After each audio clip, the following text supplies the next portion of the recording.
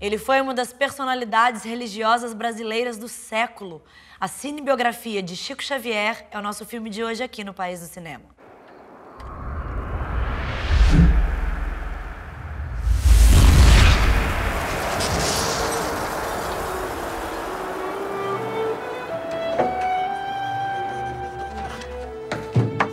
A história do homem que se comunicava com os mortos e professava o bem e a caridade foi levada aos cinemas pelas mãos do diretor Daniel Filho em 2010.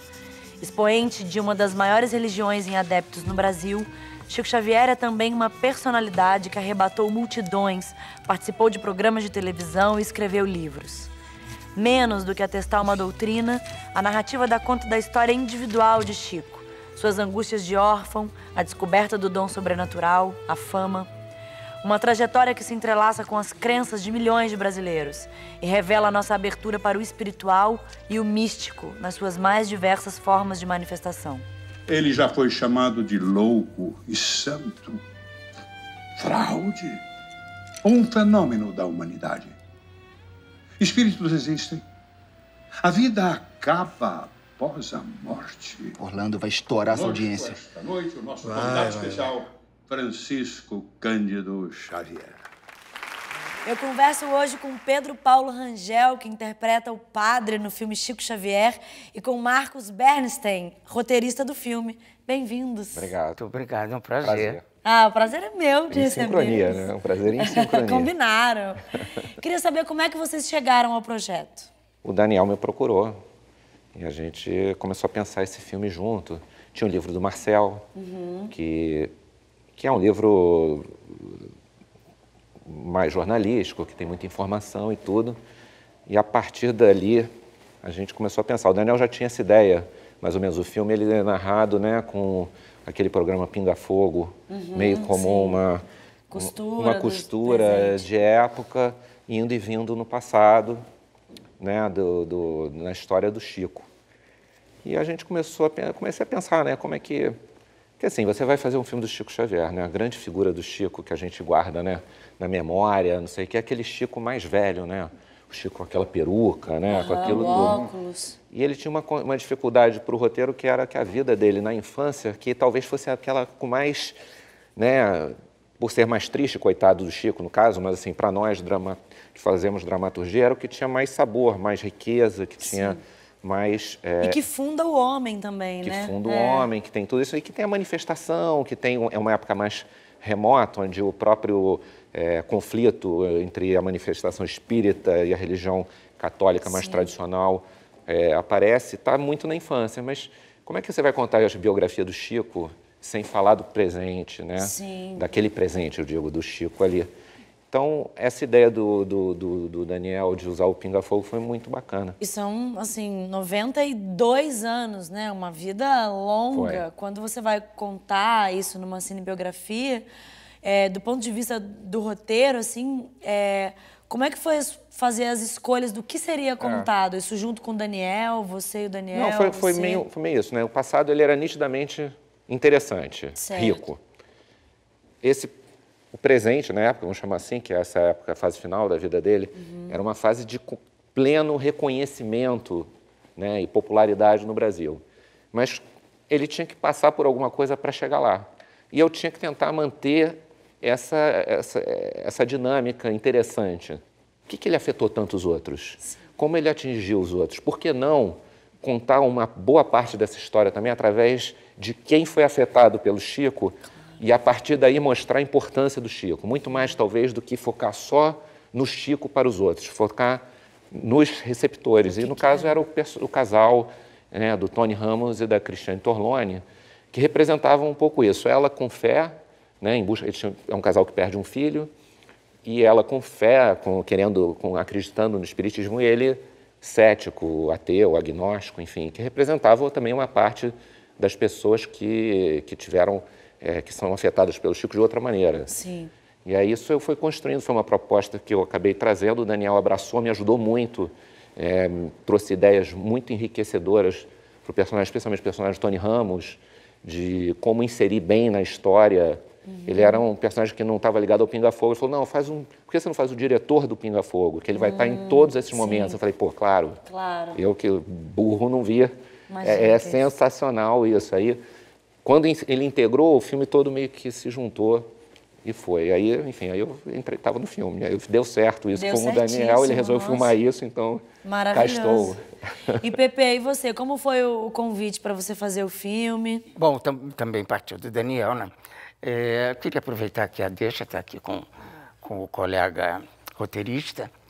O roteiro é maravilhoso, né? A ideia do roteiro é muito especial, porque além de ter a coisa do pinga-fogo ali, ao vivo, as pessoas acompanhando, vocês acabaram de ver o filme, né?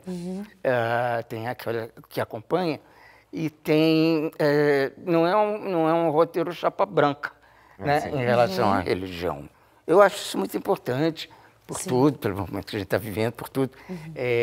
Como é que coloca a coisa, você pode... você fica simpático àquela figura, que sempre foi uma figura simpática e carismática, não se posso falar do Chico Xavier. Sim. Mas em relação ao que trata o filme, né? Essa coisa, dessa coisa mística, é muito especial a maneira como é colocada. Eu li o roteiro e fiquei assim, apaixonado. Esse ecumenismo de olhar para o Chico, né? Que o importante é que ele era legal. O Chico era um cara bacana e que fazia bem para as pessoas. Sim. Né? Não importa como nesse caso, né? Porque ele fazia o bem através de coisas boas. Então, assim, esse era o meu olhar. Eu não precisava acreditar que o Chico via espíritos, não via espíritos. Isso é relevante para quem crê, mas é quase relevante para aquele ser humano muito bacana que passou por aqui e afetou tão positivamente tanta gente, né? Porque também nesse sentido o filme não fica, e também do roteiro, queria saber como vocês pensaram isso, para que ele não ficasse um filme interessante só para quem era seguidor do espiritismo. E não é. E não é isso. É como a Irmã Dulce, né? São figuras tão bondosas, tão ricas, que tá acima da religião que elas estão, né? Não, é uma preocupação, assim, quando você tenta fazer esse equilíbrio, foi uma proposta. Por exemplo, eu estava até revendo trechinhos do filme agora, antes de vir para cá. O personagem do Pepe, ele é um personagem que é um padre... Você tem dois padres no filme, né, se eu não me engano. Tem o seu personagem e o Cássio, né? Cássio que é completamente diferente, porque o seu... Ele era o meu chefe, né? E o seu personagem, Pepe, tem ali uma questão com o dom sobrenatural do garoto, mas você acolhe o menino, você acredita nele. Qual a importância de ter, aí pergunto para os dois, esse padre no roteiro, que tem essa importância na vida dele e que acolhe dessa maneira? O que esse padre representava no filme para vocês também? É um pouco isso, assim, porque o personagem, o padre do Cássio, ele é meio que ele é o antagonista naquela etapa da vida do Chico, no meio da vida dele, em que ele está se estabelecendo, que ele está se firmando. Já o personagem do Pepe é um personagem de um padre que tem um lado tão humano quanto o do Chico, que ele é um pouco mais preso, claro, à estrutura da hierarquia da igreja, às suas crenças, mas mesmo quando ele tenta convencer o Chico, ele tenta com tanto carinho e nunca é confrontacional, nunca é agressivo, nunca é para diminuir aquela criança, é para proteger, é para acolher. E mesmo quando ele diz, eu acho que eu não posso mais te ver, ele diz que eu posso mais te ver tão triste, né? Querendo ver ele, querendo que ele se encontre no mundo e dar a bênção com muito carinho, né? Eu acho que faz parte dessa visão ecumênica do filme como um todo, né? Não é só o Chico que era capaz de ser ecumênico nesse sentido, tinha o padre aqui também que era, né? O personagem do Cássio era mais o status quo da igreja. Linha dura, né? O repressor, né? E o meu personagem, o cara, ele criou aquele menino.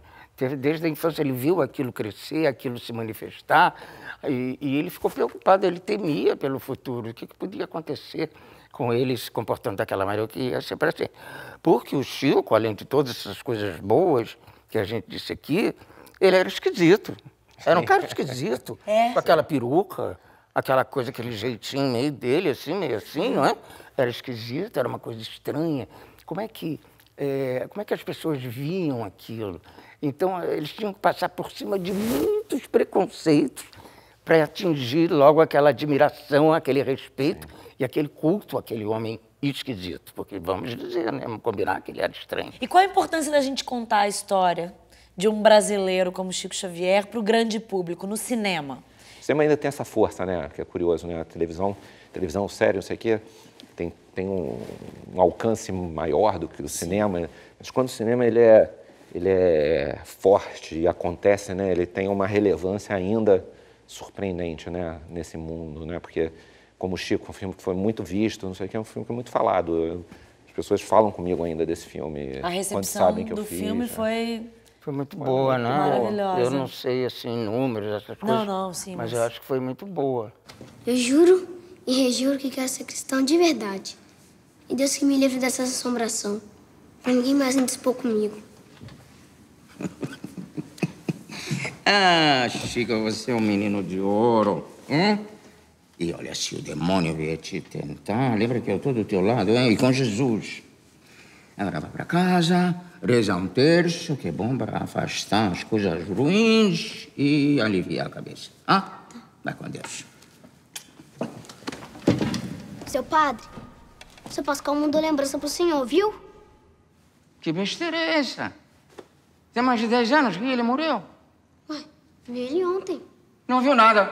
Mentira sua. Você nem sabe como ele era, você sonhou que viu. Ah, se é desse jeito, sonhei que vi mesmo. Sonhei que vi uma perebona gigantesca aqui na testa dele, ó. Ah, uma verruga aqui. É. Chico, me troca o terço por um rosário, ah? E bem rezado.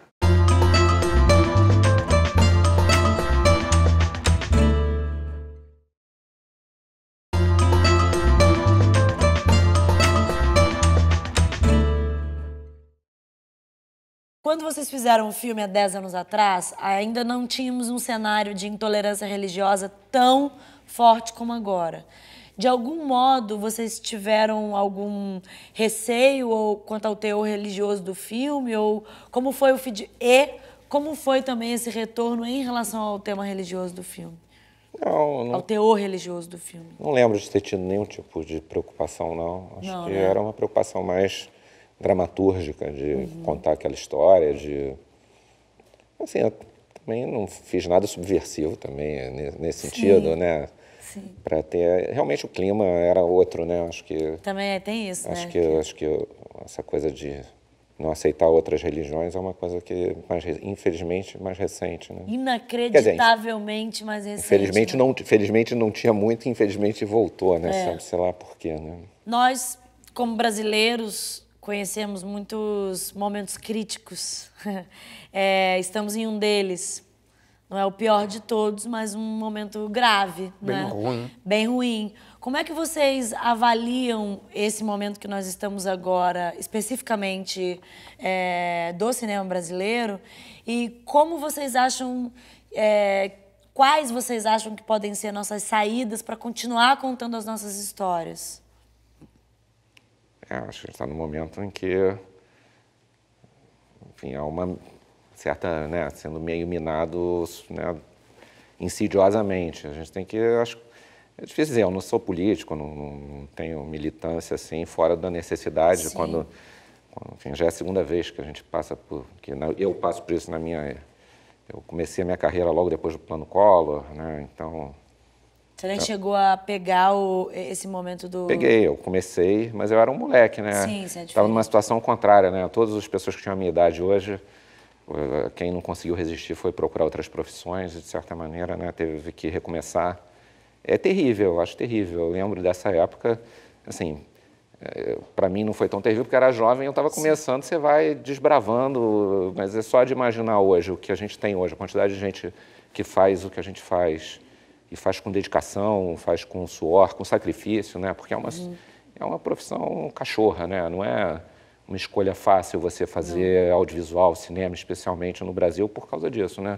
Você pode levar rasteira, você tem imprevisibilidade, a burocracia, mesmo quando está funcionando, a burocracia é gigantesca. Então, é uma luta constante e tudo isso está sendo questionado até, né, a legitimidade das pessoas, né? E realmente até essa luta, como se fosse fácil fazer, como se fosse uma opção fácil de vida. É uma opção, assim, não vou dramatizar, porque a maior parte das pessoas que eu conheço que faz isso gosta muito do que faz, mas Gostar não necessariamente é suficiente para você né, poder viver bem daquilo que você gosta. É um pressuposto bom, mas não é suficiente. Mas isso também não justifica criar dificuldade. E é uma tolice, né? Porque assim, é uma atividade que gera riqueza, gera cultura, é fundamental. Eu não acho nem que a questão econômica, sim, a questão econômica é óbvia, né? Só olhar o número, qualquer um que sabe ler o número vai ver a importância econômica. É que nesse momento não parece óbvio, né? Parece que a gente tem que apresentar os números, apresentar que também é uma Mas por isso eu nem vou falar disso, porque assim, se a pessoa sabe ler, deveria ler, né? Assim, é uma mínima obrigação. Só acho que, sim, a cultura é uma coisa da identidade do país, é uma coisa que traz outro tipo de riqueza para o país, ela é necessária. E ela só sobrevive com uma regulamentação positiva, com uma postura proativa do Estado em ajuda. Assim, senão, também você produz só um certo tipo de cultura específico de massas que não é suficiente para representar o país, né? E o país, como o Brasil, que é um país tão rico, né? Por isso que você falou, pelo ecumenismo, pela mistura de raças, pelo gigantismo, né? Só pelo tamanho do Brasil, ele não tem como não ser rico culturalmente. Isso tem que ser preservado e tem que ser estimulado, né? E não pode haver de modo algum dirigismo cultural. Não, né? não, de jeito nenhum. O proativo que eu falo é economicamente, né? Dar condições das pessoas gerarem ideias que você gosta e não gosta. Que é o que temos, que assim, é o que está estão querendo quebrar, porque isso é bem o momento que nós estamos, né? Nós temos narrativas diversas, o país inteiro fazendo cinema. Sim. Uma fase rica, com diversidade, com não sei o quê. Você pode, gostaria que fosse assim, gostaria que fosse assado, tudo bem, mas assim, tá uma fase rica culturalmente, com retorno, né, fora do Brasil e no Brasil. Então, assim, é bem triste, né? Passar por isso de novo é muito chato, né? Bom, eu estreiei profissionalmente em 1968. Foi a minha estreia. Estreiei em Roda Viva, uma peça do Chico Buarque, dirigida pelo Zé Celso. Uma estreia. Foi um acontecimento. Eu sou um filho do teatro, eu sou completamente apaixonado por cinema. Mas o cinema não me dá muita bola, não. Acho que eu sou muito careteiro, muito teatral. Mas tem umas pessoas que ainda gostam de mim, como é o Daniel, o caso do Daniel. Mas estreando em 1968, na época do, não gosto nem de dizer o nome, do AI-5, você vê a gente chegar na situação que a gente está agora, como cercado de ameaças, você tá, a mordaça está chegando aqui, você está assim, ó, com ela, porque o medo que ela chegue e dê um nó atrás da sua nuca. É muito triste a situação. Eu não sou uma pessoa otimista, infelizmente gostaria de ser. Mas eu acho que ainda vai piorar bastante antes de começar a melhorar. Pepe. Eu tenho a impressão, mas tomara que não, que eu esteja totalmente equivocado. Aliás, eu me equivoco muito. Sempre, quase. Bom, Esperamos que esteja nesse caso. Esperamos também, eu espero também. Mas pelo andar da carruagem, pela página do livro que a gente está, é assustador. Assustador. Liberdade, gente. Outro dia eu ganhei um prêmio, o prêmio chamava Nelson Rodrigues. Eu falei, que maravilha, Nelson Rodrigues, o patrono desse prêmio. Nelson Rodrigues era uma pessoa tida como reacionária e foi o cara mais perseguido, mais censurado. Mas as pessoas, na época, levantavam, que não gostavam da peça, levantavam e iam embora do teatro. Então, acho que esse é o único tipo que é tão simples, de filtro que pode haver. Não gosta, levanta e vai embora. Não gosta, desliga. Não gosta, não compra um disco, muda de estação. E é isso que eu estou falando. Não só é simples, como que maravilha poder ir numa peça, não gostar, se levantar e ir embora. Isso é um privilégio da democracia, da liberdade, né? Subo, tudo é válido e permitido. Menos você botar uma mordaça. Sim. Eu gostaria que vocês escolhessem a cena predileta de vocês no filme e me contassem por quê, para a gente encerrar. Olha, eu gosto muito do núcleo Tony Ramos e Cristiano Tornoni. Acho que aquela relação, as cenas, qualquer uma das cenas dos dois, para mim, seria uma preferida. Porque aquilo eu acho tão bom, aquilo é um conflito tão interessante e está tão bem interpretado.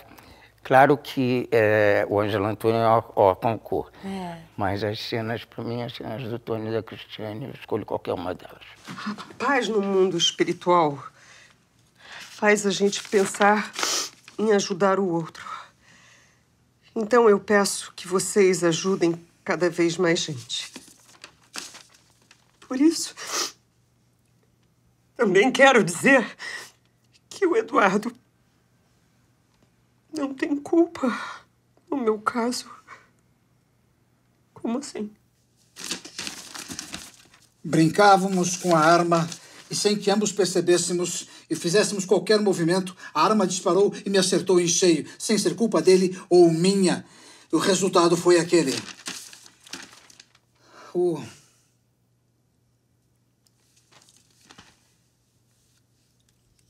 Eu sei como o papai é reticente com essas coisas, mas o vô Antônio manda dizer pro pai que naquele dia no hospital, ele quis dizer pro pai que ele nunca perdeu nada,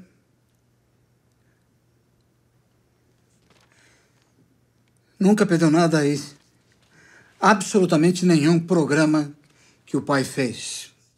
O vô diz que era tudo uma besteira, mas que ele sempre assistiu a tudo. Cara do teu pai dizer isso. O vô quis dizer isso. Mas as palavras não saíam da boca do vô. Mil beijos. Tomás.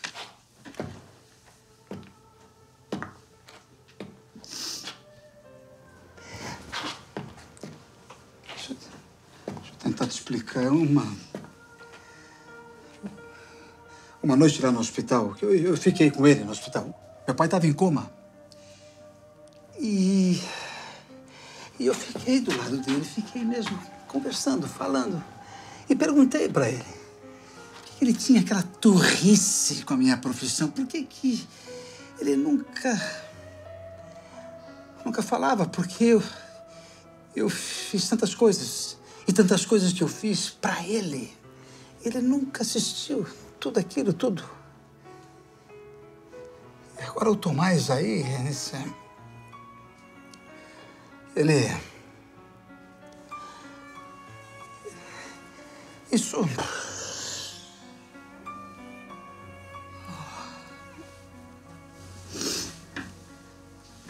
Que é isso? O que é isso?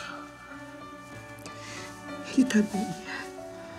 Ele tá bem. O que é isso? Ele tá bem, meu amor. Ele tá bem. Assim, é difícil dizer, né? Eu escrevi aquela cena, dizer qual a preferida. Você disse que você escolheu uma cena minha.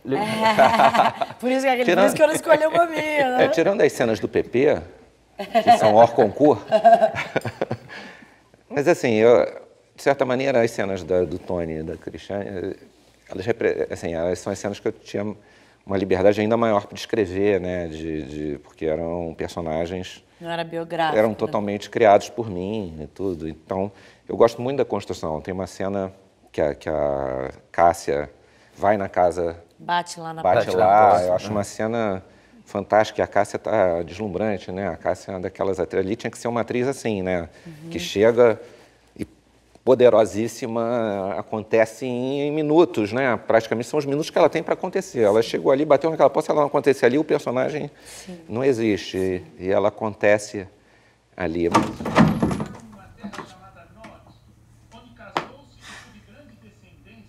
Oi, Glória. Quanto tempo? 1 ano, 2 meses e 10 dias. O que você veio fazer aqui? Que nós éramos tão amigas, eu sinto falta das nossas conversas. Você não veio aqui falar disso, veio? Glória, o Eduardo chora todos os dias, muito. E ele jura que tudo o que aconteceu foi um acidente, que eles estavam brincando e que a arma disparou sem querer. Você acha que se a gente perdoar o seu filho, ele vai se livrar da cadeia, é isso? Não, o promotor disse que ele vai ter que processar de qualquer jeito. Mas você conhece tão bem o Eduardo. Por que ele ia fazer isso com o melhor amigo dele? Pensa um pouco. Eu sei, me diz você. Por quê? Fala, por quê? Por quê? Eu tô pedindo pra você. Pensa um pouco. Olha aqui, Yara. Eu também sinto falta das nossas conversas. Mas eu sinto muito mais falta de conversar com meu filho. Mas eu já tentei tudo. Macumba, meditação, centro espírita. Tudo! Tudo! Tudo! E até agora, o máximo que eu consegui foi uma carta. 10 linhas.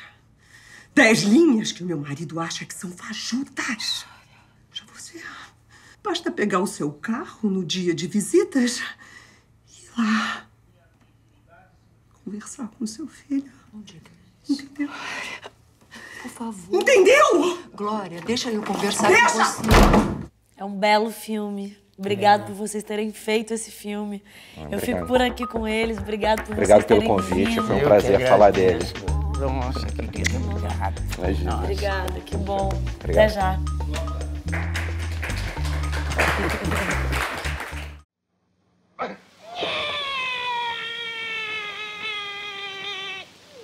E aí ele nasce e cai no chão. É o Grande Otelo, né? É. Mas o pai é a mãe dele? Não, a mãe é a mãe, mas é um homem. Não entendi. É simbologia. Mas parece coisa de cavalo marinho. Simbologia.